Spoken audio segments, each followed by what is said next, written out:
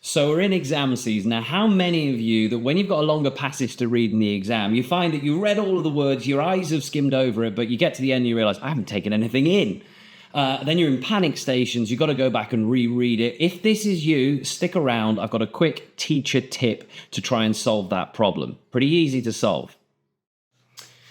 So I've just come out of invigilating an English GCSE exam, and I noticed many of them were just staring blankly at the page when they were meant to be reading. So I thought I'd share the tip that I actually use with my business students to help them connect with it. Now, the reason you're staring at the page is because you're not emotionally connecting with the information. You're too busy thinking about how long have I got left and oh my goodness, this is so important. So, little trick. What you want to do, I've got a theory I tell my students active reading. It's actually based on Rosenblatt's theory.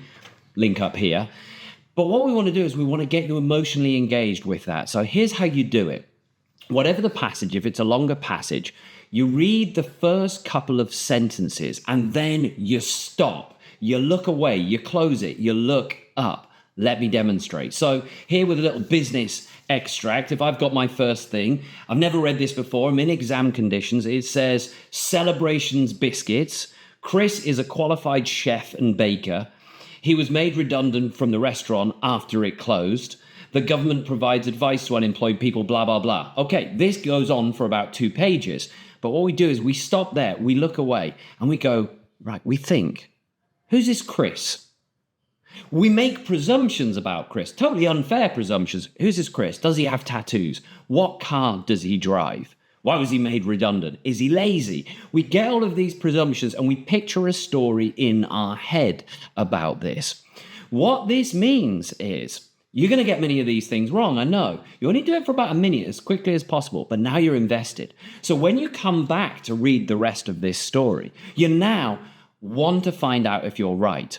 And what's more, when you find out the things you're wrong about, for example, if I read on and it says, Chris is a really hard worker, well, that's going to stand out to me. I won't have to read it twice and go, wow, I pictured him as being lazy.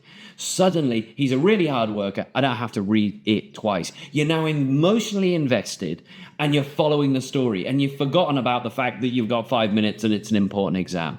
That's the tip. Get emotionally invested in the story. Hope that helps.